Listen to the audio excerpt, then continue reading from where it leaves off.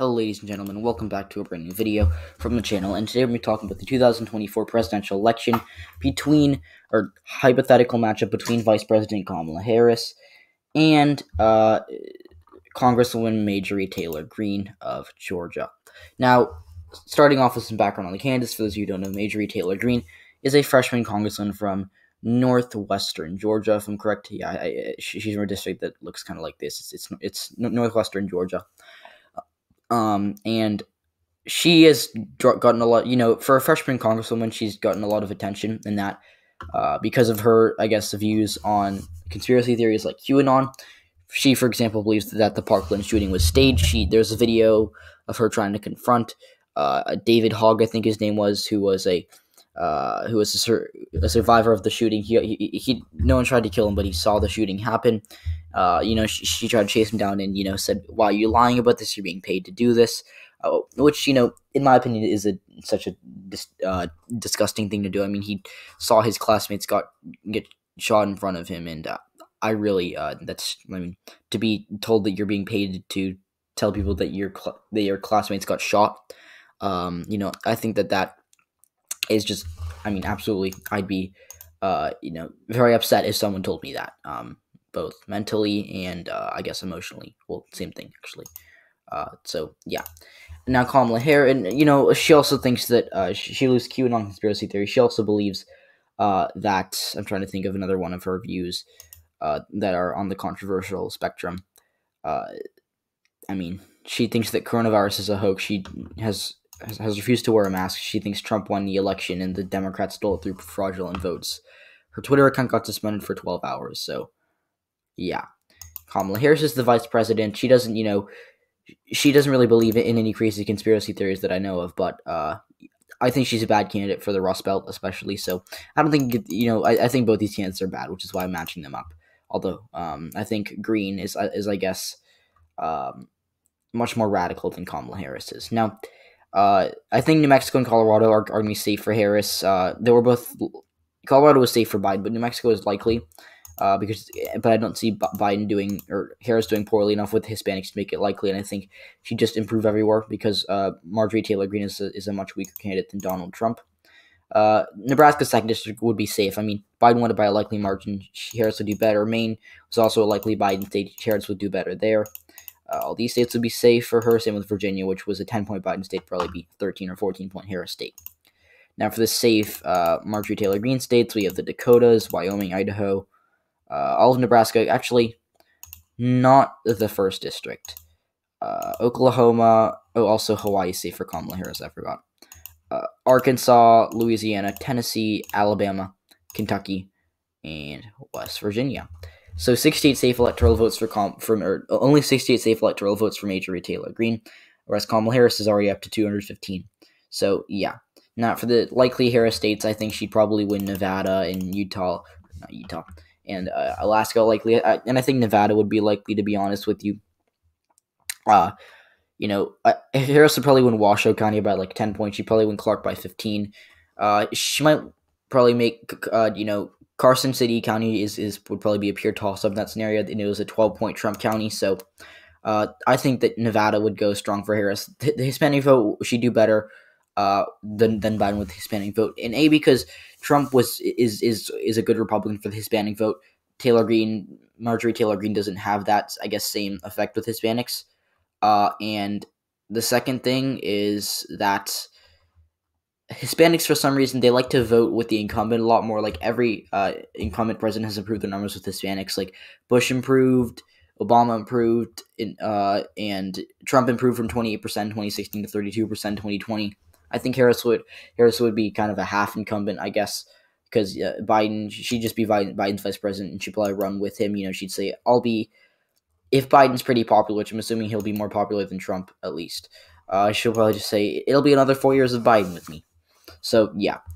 Arizona, like I said, she's a good candidate for the suburbs, or I actually probably said that in a previous, because this is my 4th try of trying to film this video, because I've had a bunch of mistakes and bloopers, so I think I'm losing track of what I said in this video and what I said in the previous recordings, but yeah. But I do think that Arizona would probably go for Kamala Harris by upwards of 5%. Minnesota, Michigan, Pennsylvania are all less likely. You can already see she gets past the top there. And I'm also going to give her North Carolina and Georgia. I think Minnesota, this is a bias here by a likely margin. She'd carry Minnesota. Michigan would probably be a likely state for her. I mean, she'd do a lot better in the suburbs, which are growing at a faster rate than the rural areas. That should tell you all you need to know. And she'd just do better because, Marjorie Taylor Greene is a much worse candidate than Trump. So I think and especially the white working class. So I think, despite Harris being a bad candidate for the white working class, she'd probably do better than Biden as a result of Marjorie Taylor being such a bad candidate. Same thing in Pennsylvania, except the suburbs of Pennsylvania are actually growing at a much faster rate than the rural areas. Michigan is a little closer, but in Pennsylvania is actually trending blue. Bookmark that. And I'm gonna on Substack, I'm actually gonna release an article about that on Tuesday. It's trending blue, and I read the article before you freak out. North Carolina would be likely because remember, Marjorie Taylor Greene's a horrible candidate. To be honest with you. And I think Georgia would be likely because this is a tilt Biden state. It went for Raphael Warnock had like the best Democratic performance since like the 90s in Georgia for the Democrats. So I think after his 2-point win there, I think Marjorie Taylor Greene would probably lose the state by 5 or 6. And North Carolina would be a little closer, but the suburbs would just swing horribly against Marjorie Taylor Greene. I mean, she's very extreme, very radical, and she would have no appeal to these suburban voters. Now for her likely states: Utah, Montana, Kansas, Missouri, Indiana, Mississippi, and that should be it. All these states were safe Trump states, but I think that she'd just do worse because the margin's being reduced, especially with higher turnout from Native Americans in Montana. And suburban turnout in Kansas is getting a lot higher, and they're shifting towards the Democrats. She'd also win the first district in Nebraska by a likely margin. This was, I think, a 14-point Trump district. I think she'd just do a little worse because she's a worse candidate than Trump, and plus the district's essentially trending blue. But yeah. Now, for our lean Harris states, I think Wisconsin is a lean Harris state. I think that the 2nd District of Maine will be a lean Harris state. Florida as well, because we'll get into that in a second. So I think Wisconsin, first of all, because of the fact that, really, Wisconsin, Harris would probably hold on to all the counties of the Biden one, do a little better in the Madison area just because of higher black turnout. And the suburban swing obviously would help Harris. And I could honestly see Majorie Taylor Greene losing the suburban vote nationwide by like 12 to 15%, which I think Trump lost it by like 4 or 5. So that's just to put it in perspective. So yeah, and that would hurt her in Wisconsin. Maine 2nd District is pretty rural, but the white voters there actually seem to like to vote for Democrats, especially because like the northernmost part of the district is actually kind of like Canada, and they're actually somewhat liberal up there. If you look at the precinct data for the northern part of the district, like up here, it's actually it's actually quite liberal. But I just thought I brought that up. Just thought I'd bring that up. I can't talk today. I need to get some water. Actually, you know what? I'm getting water. Okay, I'm back. So, the state of Florida actually really does not like radical candidates, because the Hispanics in Miami-Dade. Here's my takeaway from Florida: Biden and the Democrats did a lot better in areas like Pinellas County and Hillsborough, Tampa Bay. They did better. Biden did better than Clinton. He flipped Duval. He flipped Seminole. So he did better upstate. Now the reason that he lost by a lot more than Hillary Clinton, had a really bad performance there, was because Miami-Dade had a horrible performance for him. I mean, he only won by 7. That was a 30-point Clinton County.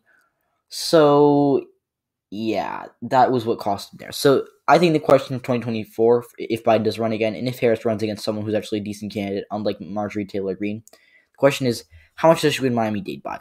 If she wins it by upwards of 25, I think she'll win the election in Florida. If not, which I wouldn't bet on right now, she's probably going to lose Florida. So, yeah.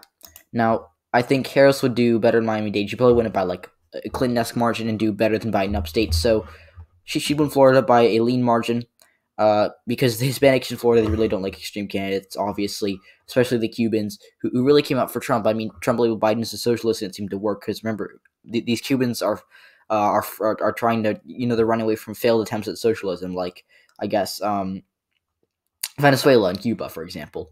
So, yeah.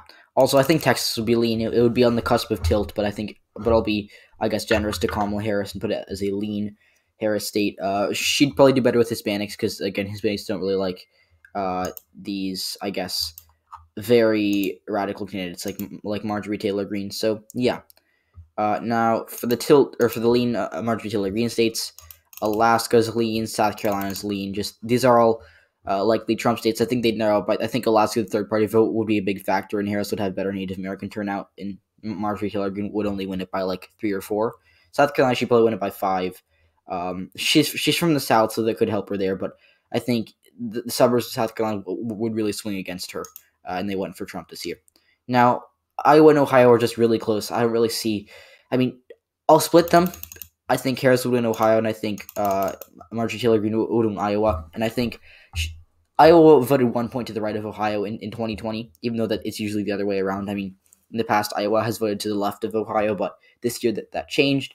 I think Iowa, particularly such a rural, non-suburban state, not a ton of urban areas other than like Cedar Rapids and Des Moines, would help give Marjorie Taylor Greene a minor victory there, but she'd still only win it by 2% probably.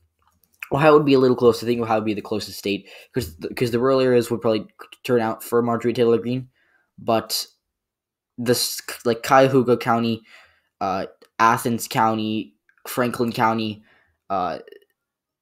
these strongholds for Democrats in Ohio, I think would really come out for Harris, and the suburbs would, like Lake County is a suburb that was like 14 points for Trump that I think she'd win. So that's why I think she'd narrowly carry Ohio. High black turnout and just doing better in the suburbs. And this is the recurring theme. She'd do better in the suburbs nationwide. So yeah.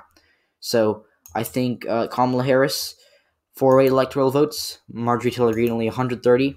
That's my current election prediction. If Harris and Marjorie Taylor Greene actually do get the nominations, which Harris is probably going to, Marjorie Taylor Greene is not going to. So, yeah. Thank you all, and I will see you all in the next video. Goodbye.